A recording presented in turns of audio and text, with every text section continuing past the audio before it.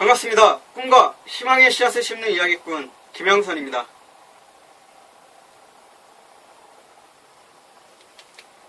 오늘은 포인터기 하나만 가지고 하겠습니다.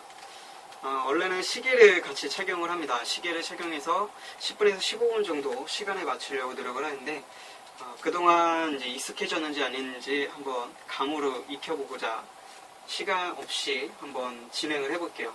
주변에는 뭐 벽시계라든지 이런 것들은 없기 때문에 또 이렇게 동영상 촬영하는 시간이 제가 시력이 좋은데도 불구하고 잘 보이지가 않아요. 그래서 그 감으로만, 순전히 감으로만 알 수 있는 부분들 딱 10분에서 15분 사이에 끝낼 수 있도록 노력을 해볼게요.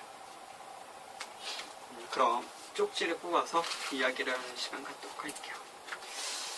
좀 전에 이제 동영상 얘기에도 말씀드렸지만 제가 오늘 좀 덥기도 하고 편안하게 이야기를 하고 싶어서 어떤 와이셔츠나 이런 복장이 아닌 편안하게 티셔츠를 입고 이야기를 하도록 할게요.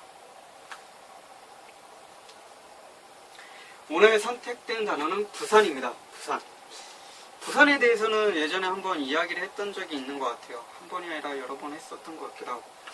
저는 어렸을 때 20살 때 처음 이제 부산에 다녀왔습니다.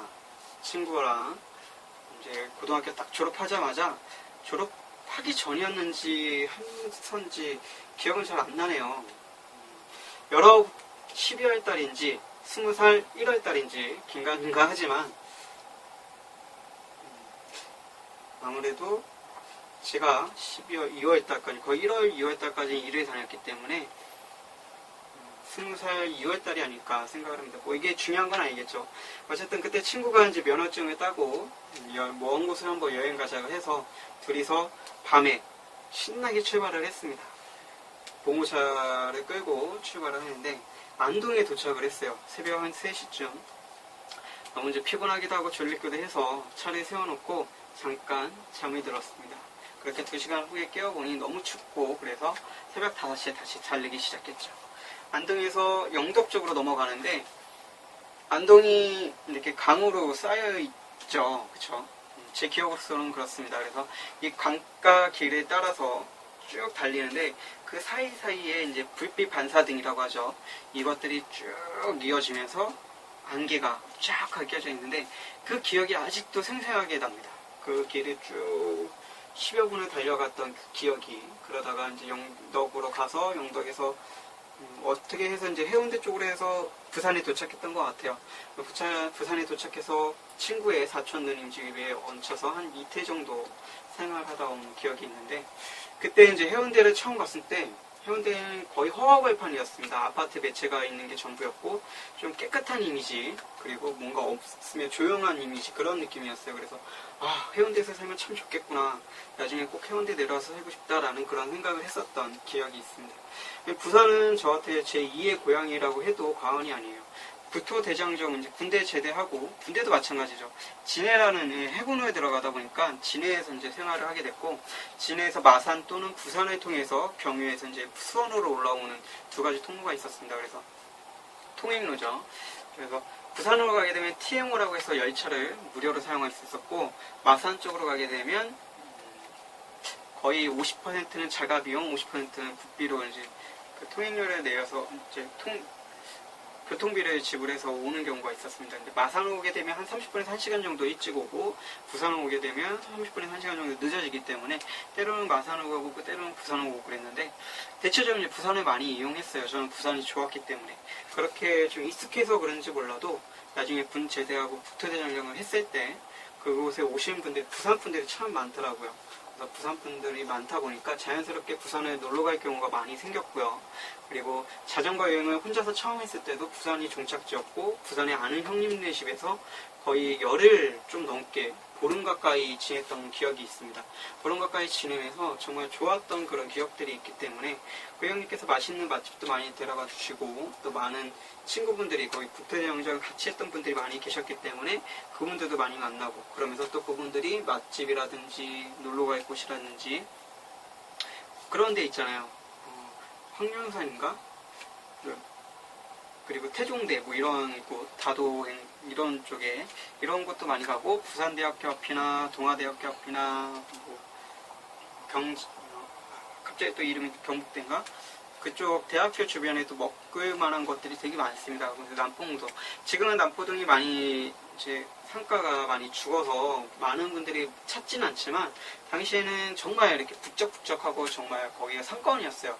서면보다 훨씬 더 많은 사람들이 이동이 많았었습니다. 근데 지금은 현재는 아마 서면 쪽이 훨씬 더 사람이 많지 않을까 생각을 하고요. 그러다 보니까 이제 부산에서 무반나 무익닭이라든지 아니면 닭꼬치라든지 그러니까 서울에서 지금 현재 육안의 닭갈비도 올라와 있는데 당시 몇 년 전에 거기에 있었어요. 육안의 닭갈비는 10년 전부터 부산에서 시작을 했었고 그게 그런 이제 먹거리 문화가 참 많이 발달된 곳이었고 참 즐길 수 있는 그런 곳이었습니다. 그래서 제 기억 속에 사람들도 참 좋았고 그리고 멀긴 멀지만 그래도 항상 갈 때마다 좋은 기억들을 남기고 그리고 일을 하다가 이게 역마살이 껴서 순간 떠나고 싶다는 생각이 들면 무작정 새벽 기차를 밤 11시 수원에서 11시 좀 넘은 기차를 타면 그게 막차거든요. 그걸 타면 해운대를 경유해서 부산에 도착하는 열차가 있습니다. 그 열차를 타면 새벽 한 5시쯤에 해안선을 따라서 기차가 이제 울산 쪽으로 이렇게 이런 식으로 가요. 그러면은 해운대에 내려서 해운대에서 이제 한 바퀴 돌고 동백섬 쪽으로 넘어가서 그 밑에 할머니분들이 그 근처에서 잡은 횟감으로 회를 썰어주시고 하는데 거기서도 먹었던 그런 기억들이 있습니다.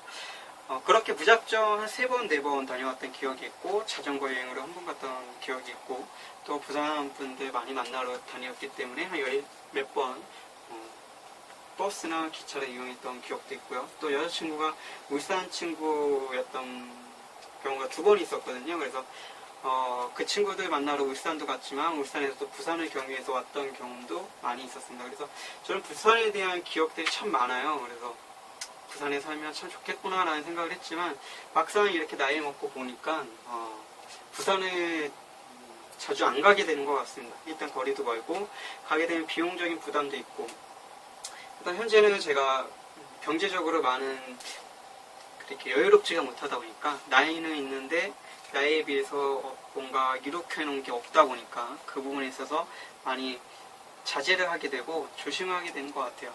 아무래도 부산을 한번 다녀오게 되면 기본적으로 지출되는 비용들이 있기 때문에 그 비용들이 좀 부담스러운 그래서 안 가게 되고 안 가게 되다 보니까 그쪽에 알고 계셨던 분들하고 연락을 끊기면서 자연스럽게 연락이 안 닿는 물론 이제 그 이유 때문만은 아니고요. 제가 한참 좀 힘들었던 시기라든지 뭔가 좀 자존심이 세서 당시에는 좀 저라는 사람이 많이 부족했다 보니까 지금도 부족하지만 그때는 정신적으로도 많이 부족한 상태여서 뭔가 사람들에게 연락하는 게 창피하거나 아니면 그런 경우가 있을 때는 연락을 안 하다 보니까 그렇게 자연스럽게 멀어진 경우인 것 같아요. 지금도 물론 그렇습니다. 참 신기하게 저는 연락하고 싶을 때는 하고 안 하고 싶을 때는 안 하는데 예전에는 많은 분들이 연락을 해주셨어요. 근데 그때는 워낙에 그게 당연하시 여기었기 때문에 중요한지 몰랐죠. 하지만 지금은 현재는 누군가가 저에게 연락을 해주신 분들이 없습니다. 거의 한 달에 한두 분 계실까 말까.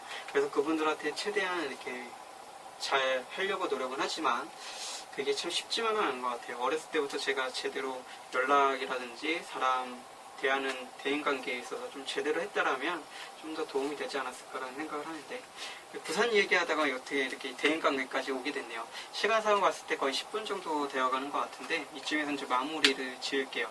그래서 저한테 부산은 제2의 고향 같은 곳이기도 하고 부산에 살고 싶은 그런 좀 포근한 그런 곳이기도 합니다.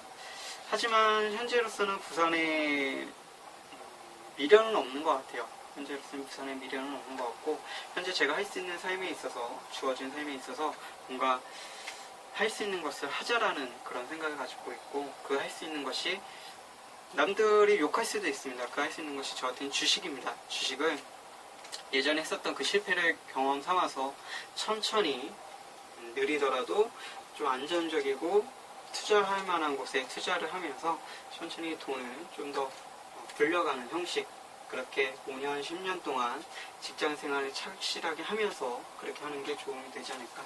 부산은 저한테 늘 떠나고 싶은 곳이었고 항상 충동적인 그런 곳이었습니다.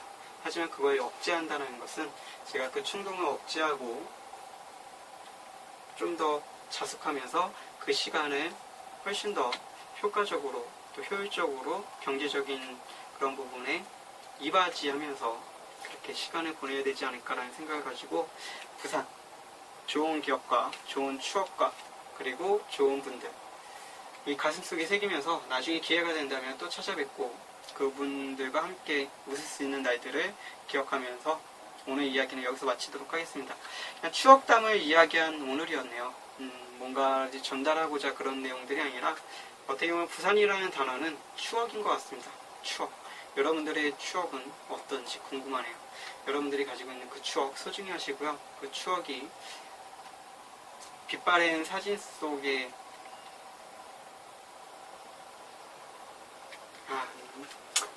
말을 하려고 했는데 좀 어떤 표현이 적절치 않은 것 같아서 여기서 딱 끊도록 하겠습니다. 더 이어지면 말이 두서없이 더 길어질 것 같아요. 일단 추억을 소중히 하시는 그런 분들이 되셨으면 좋겠고요. 여러분들의 삶을, 여러분들의 꿈을, 그리고 여러분을 응원하는 꿈대표 김영선입니다.